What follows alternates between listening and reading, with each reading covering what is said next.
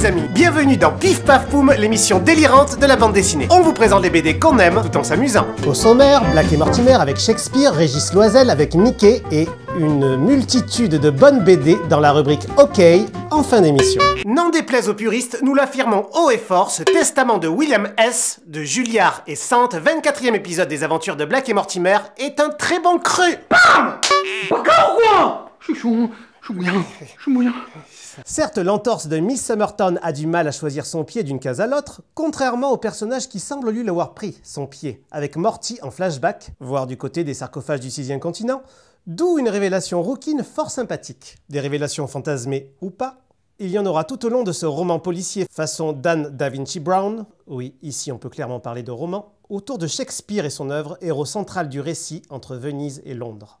Difficile d'en dire plus sans spoiler, mais nous aussi on a pris notre pied, que ce soit sur la forme, impeccable, et sur le fond même si l'ingrédient SF avec le professeur fou et une machine diabolique n'est pas au menu. Un grand plaisir donc d'avoir retrouvé nos héros sous une forme plus sobre, mais néanmoins jouissive dans ce qui reste sûrement épisode après épisode, la reprise de série la plus réussie de la BD franco-belge, By Jove. Et pour les purs et durs, il y a toujours notre dossier culte Black et Mortimer, vu par Bruno Solo, en ligne sur le site Pif Paf Poum. Autre rencontre culte, celle de Mickey et de Régis Loisel. Loisel, on ne le présente plus, c'est un maître du 9e art. La quête de l'oiseau du temps, Peter Pan, magasin général, c'est lui. Il ajoute une pierre de taille et un rêve de gosse à son édifice BD avec ce Café Zombo, une aventure de Mickey Mouse, paru chez Glénat, dont il assure scénario, dessin et couleurs dans un format à l'italienne, fidèle à l'esprit des strips horizontaux caractéristiques de l'époque. L'occasion pour nous d'accueillir avec fierté Loisel dans l'émission. Régis Loisel, bonjour. Bonjour. Pouvez-vous nous raconter votre toute première rencontre avec Mickey?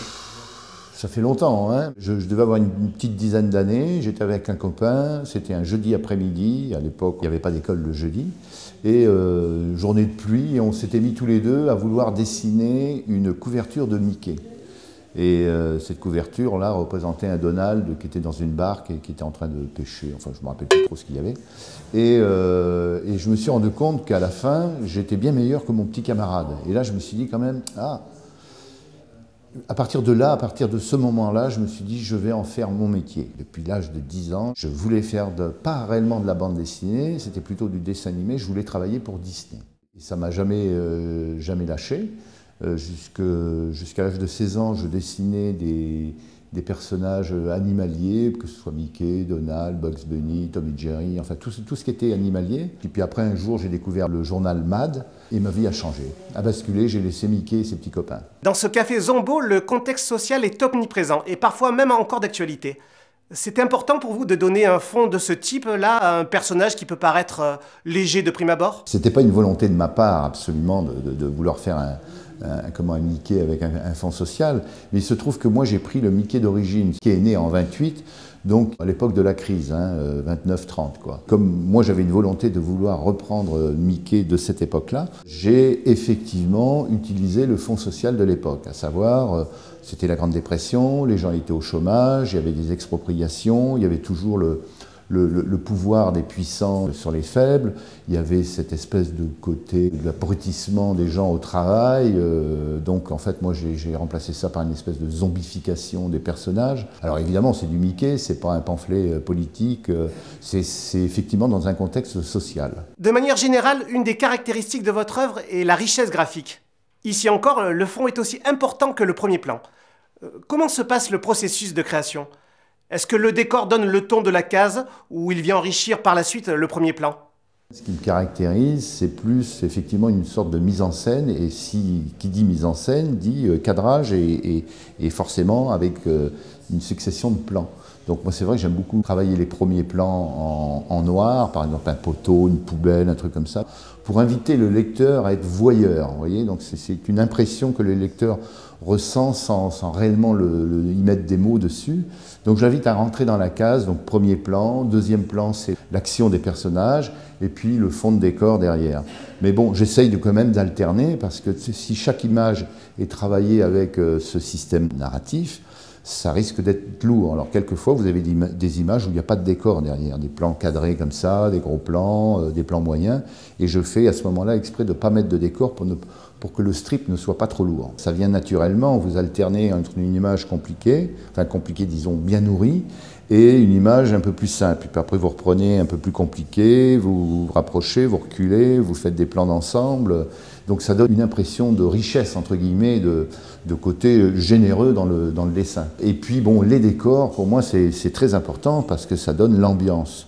Et puis j'aimais bien justement l'ambiance qu'on retrouvait dans les vieux dessins animés. Il y avait toujours des petits décors bucoliques, les petites barrières, les petites maisons, les petites choses comme ça. Donc effectivement, on retrouve ça dans ma BD. Et notamment quand j'avais fait par exemple Magasin Général, quand on a décidé de le faire au Québec, donc dans la ruralité nord-américaine, je ne savais pas à l'époque que j'allais faire Mickey, évidemment, je me rapprochais de Mickey, de l'univers de Mickey, avec les maisons en bois, les petits paysages bucoliques, avec les petits sapins, les petits vallons, les petites rivières qui coulent. Ça, j'aimais beaucoup. Et en fait, on retrouve toujours ça dans mes bandes dessinées, que ce soit Peter Pan, La Quête, le décor est toujours présent. Pour finir, pouvez-vous nous parler de vos prochains projets? Je suis quelqu'un qui a une difficulté à se projeter, hein, j'anticipe pas, je suis plutôt quelqu'un qui vit un peu au présent et je décide les choses au moment où ça me vient. Alors évidemment, j'ai des projets, j'ai des envies, mais qu'est-ce que je vais faire? Je ne sais pas encore. J'ai plusieurs scénarios sous le coude, des choses que je pourrais faire soit seul, soit éventuellement m'acoquiner avec un co-scénariste, par exemple. Mais je ne sais pas. Là, j'en suis au point où moi, il ne faut pas que je me trompe dans mes choix. Vous voyez, il faut... évidemment, je ne vais pas refaire du Mickey, hein, mais je pourrais faire un Popeye, par exemple.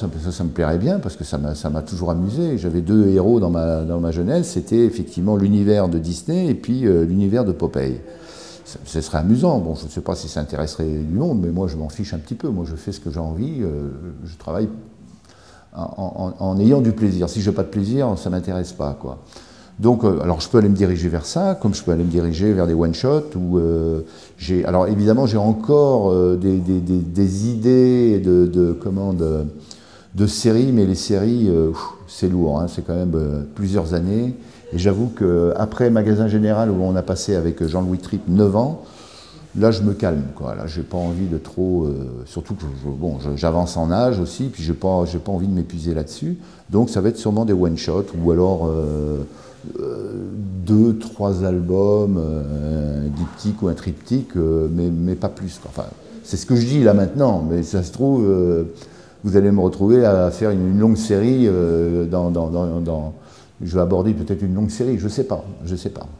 Merci Régis Loisel d'être venu nous voir dans Pif Paf Poum. Ben, merci bien, merci d'y m'y avoir invité. Et on retrouvera bientôt Loisel au cinéma à la réalisation de Spatz, un court-métrage de fiction rassemblant notamment Boudère et Michael Madsen. Oh, y'a rien! Michael Madsen, le gars qui coupe les oreilles d'un centre de réservoir d'Ox.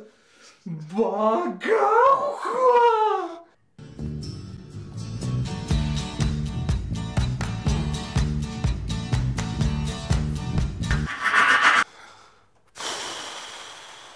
Sans transition, on poursuit avec la rubrique OK, on kiffe aussi, yeah! De la bagarre, il y en a à revendre dans la série Chant d'honneur de Thierry Gloris chez Delcourt.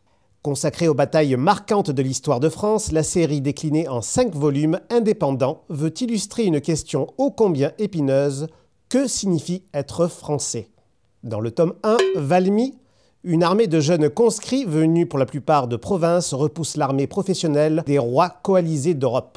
C'est l'acte de naissance de la République en 1792. Le tome 2, Castillon, bataille méconnue de 1453, oppose la France de Charles VII aux Anglais et met un point final à la guerre de 100 ans. Le tome 3, la Bérésina, du nom de la rivière que dut franchir l'armée napoléonienne lors de sa retraite de Russie, est bel et bien une victoire, contrairement à l'idée reçue, dans une campagne qui, elle, sera un désastre. Enfin, le tome 4, Cameron, massacre d'une 60aine de légionnaires par l'armée mexicaine de Juárez en 1863, est devenu un mythe pour la Légion étrangère qui commémore toujours ce fait d'armes mettant en exergue plus que jamais les serments d'honneur et fidélité. Voici donc une série dense, nous transportant à travers les époques, fourmillant de détails et illustrée chaque fois par un dessin différent impeccable, rappelant nos livres d'histoire préférés de jeunesse. Dernier tome à venir, Dunkerque en juin 40, qui par ailleurs est aussi le thème du prochain film de Christopher Nolan. Déjà le tome 3 du cultissime Southern Bastards de Jason Aaron et Jason Latour chez Urban Comics. Plongé dans Redneck City, comprenez un trou à plouc du fin fond du sud des États-Unis, sous fond de meurtre, violence, trajectoire crasseuse et football. Après un tome 2 entier consacré au coach Ules Boss, sorte de parrain de quartier dangereux et revanchard, et accessoirement meurtrier assumé du héros du tome 1, voici un tome 3 qui fait la part belle à la faune des environs, en mettant l'accent sur la galerie des seconds couteaux à tête biseautée et cerveau ramolli. Attention aux âmes sensibles, la vie de Cosette à côté, c'est oui-oui en kermesse chez les bisounours. On n'en attendait pas moins de l'auteur du sulfureux Scalped, ceci dit. En somme, une sorte de mise en place des pièces du puzzle pour un final qui semble s'annoncer comme homérique, en espérant que Donald Trump ne l'interdise pas. Vite, la suite. Magritte, ceci n'est pas une biographie, de Campi et Zabu, paru chez Le Lombard, est une jolie balade dans l'œuvre du peintre Magritte, comme une quête hors du temps. Charles Singulier est un employé ordinaire qui s'est permis une petite originalité. Acheter un chapeau melon. Une fois le chapeau posé sur la tête, rien ne sera plus pareil pour Charles. Il est victime d'hallucinations issues de l'œuvre de Magritte. Et pour cause, le chapeau serait celui du peintre. L'occasion pour nous d'accompagner Charles à la rencontre d'œuvres qui nous sont parfois très familières tant elles sont ancrées dans la culture populaire, de découvrir des détails personnels sur l'artiste belge et d'être témoin de la place qu'occupe la fantaisie dans sa vie. Entre Kafka et Boris Vian, ceci n'est pas qu'une BD. Après l'excellent Amer Russie, voici le nouveau scénario fort original d'Aurélien Ducoudray qui signe avec Christophe Aliel cet excitant tome 1 des Chiens de Pripyat, toujours chez Bambou Grand Angle. Le 26 avril 1986 a lieu la catastrophe de Tchernobyl, accident nucléaire majeur, contaminant tout dans un rayon de plus de 200 km. Ducoudray a trouvé son histoire dans le livre La Supplication, par ailleurs sorti dernièrement au cinéma sous forme de documentaire, de la journaliste Svetlana Alexievitch, prix Nobel de littérature en 2015, qui, dans les témoignages de l'après-Tchernobyl, relate brièvement du rôle d'un chasseur chargé d'éliminer par crainte de l'irradiation les chiens domestiques laissés dans les maisons suite à l'évacuation. Pour 30 roubles par animal tué, une brigade dont fait partie le jeune Kolya accepte de pénétrer dans la ville de Pripyat, située à 3 km de la centrale, et dont les habitants ont été évacués 30 heures après l'explosion. Sur cette base historique, le récit va emprunter une dimension fantastique, notamment au travers de la représentation cynocéphale de Saint-Christophe. À suivre donc. Rebels, la naissance du rêve, chez Urban Comics. C'est la nouvelle série de Brian Wood, l'auteur de l'immense Northlanders, qui revient ici au récit historique avec cette succession de portraits d'insurgés au temps de la guerre d'indépendance américaine, avec principalement Andrea Muti au dessin. 1775. La guerre d'indépendance éclate entre les 13 colonies d'Amérique et le royaume de Grande-Bretagne. L'épisode est connu et a révélé ceux qui vont construire la future nation à l'instar de George Washington. Mais l'auteur a fait le choix de recentrer l'histoire sur des personnages moins célèbres, la galerie des petits avec lesquels se construisent les grands mouvements en somme. On y suit en particulier le jeune Seth Abbott, paysan du Vermont, qui rejoint la milice américaine au sein des Green Mountain Boys face à la couronne anglaise, mais aussi d'autres figures emblématiques dans des récits courts, avec notamment une variation autour de Molly Pitcher, figure symbolique de la Révolution. On traverse ces diverses histoires menées par des personnages forts, au rythme des embuscades et faits de gloire, dans une ambiance qui se situe entre The Patriot et le dernier des Mohicans. Efficace à souhait donc. Et voilà pour cette fois-ci, c'est fini. À bientôt pour de nouvelles aventures.